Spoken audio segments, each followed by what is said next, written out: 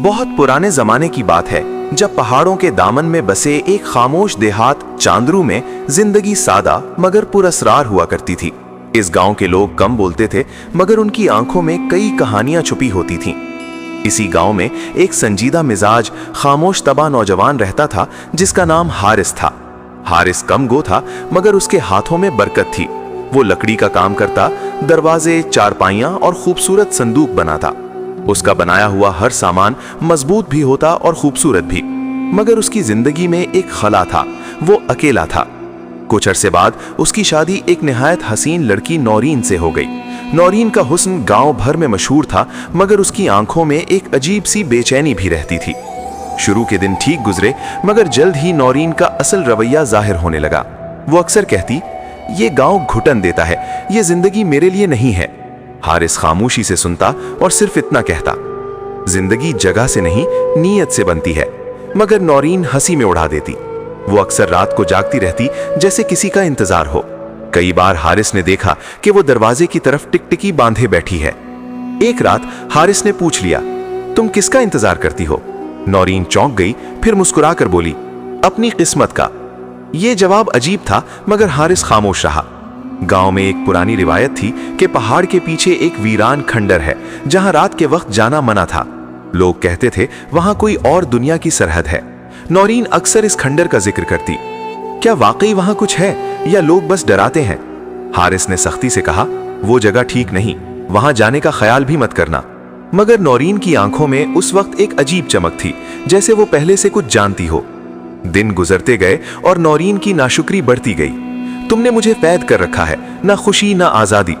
हारिस के दिल पर ये अल्फाज बोझ बन गए, मगर उसने कभी आवाज बुलंद न की।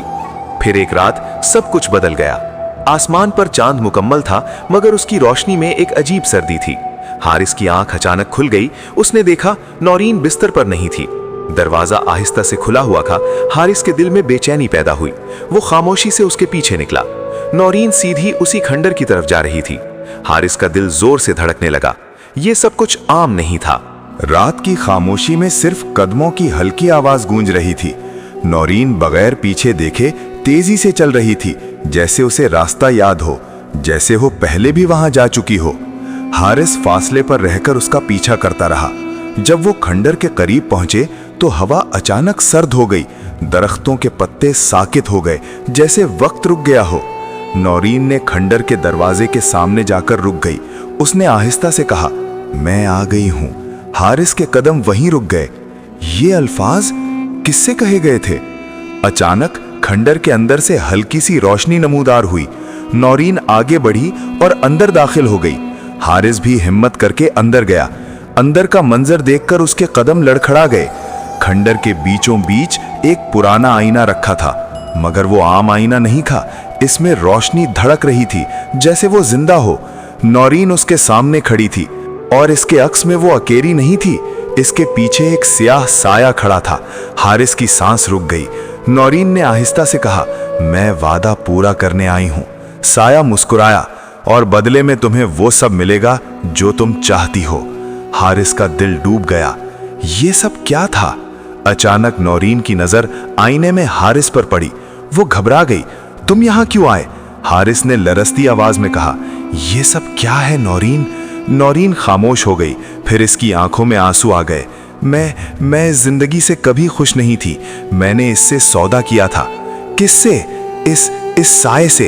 हारिस के कदमों तले जमीन निकल गई। नौरीन बोलती गई, इसने वादा किया था कि वो मुझे दौलत, आजादी और ताकत देगा। बस मुझे एक रात इसके हवाले होना था। हारिस चीख उठा, ये तुमने क्या किया?